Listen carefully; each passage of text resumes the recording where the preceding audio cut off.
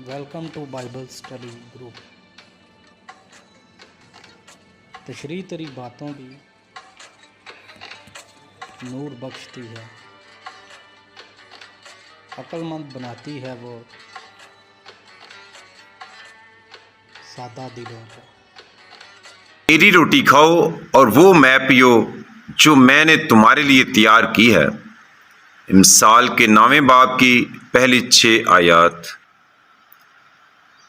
حکمت نے اپنا گھر بنایا اور اپنے 7 ستون تراشے۔ اس نے اپنے ذبیحوں کو ذبح کیا، اس نے اپنی مے کو ملایا اور اپنا دسترخوان راستہ کیا۔ اس نے اپنے حواسوں کو بیچا کہ شہر کے اونچے مقاموں کی چوٹیوں پر سے پکاریں۔ جو کوئی نا تجربہ کار ہو وہ میرے پاس آئے، جو کوئی بے عقل ہو میں اس سے بولوں گی، آؤ میری روٹی میں سے کھاؤ اور اس میں سے پیو جسے میں نے ملایا۔ نادانی کو چھوڑو تاکہ زندہ رہو، دانائی کی راہ میں چلو۔ پاک کلام کے پڑھے اور سنے جانے پر خدا کی برکت ہو۔ اے خداوند تیرا شکر ہو۔ سمجھو کہ خدا کی مرضی کیا ہے۔ آج کی دوسری تلاوت مقدس پولس رسول کے افسیوں کے نامات کے 5ویں باب کی 15ویں سے 20ویں آیات۔ پس غور سے دیکھو کہ کس طرح چلتے ہو، نادانوں کی مانند نہیں بلکہ داناؤں کی مانند۔ وقت کو غنیمت جانو کیونکہ دن برے ہیں۔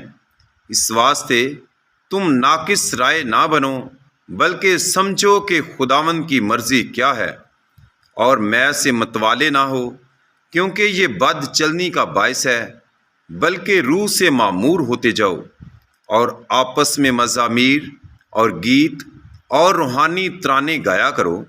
اپنے دل میں خداوند کے لیے گاتے بجاتے رہا کرو، اور ہمیشہ سب باتوں میں ہمارے خداوند یسوع مسیح کے نام سے خدا اور باپ کے شکر گزار رہو۔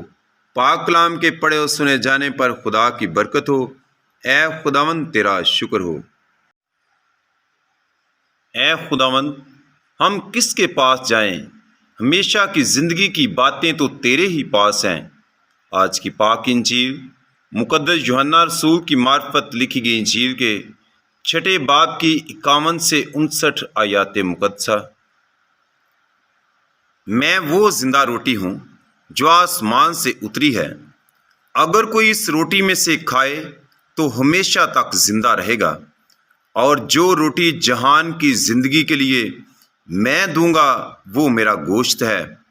پس یہودی آپس میں یوں کہہ کر تکرار کرنے لگے کہ یہ اپنا گوشت ہمیں کیوں کر کھانے کو دے سکتا ہے؟ مگر یسوع نے ان سے کہا کہ میں تم سے سچ سچ کہتا ہوں کہ اگر تم ابن انسان کا گوشت نہ کھاؤ اور اس کا خون نہ پیو تو تم میں زندگی نہیں ہوگی۔ جو میرا گوشت کھاتا اور میرا خون پیتا ہے وہ ہمیشہ کی زندگی رکھتا ہے، اور میں اسے یوم آخر میں پھر زندہ کروں گا، کیونکہ میرا گوشت حقیقی غذا اور میرا خون حقیقی شرب ہے۔ جو میرا گوشت کھاتا اور میرا خون پیتا ہے وہ مجھ میں قائم رہتا ہے اور میں اس میں۔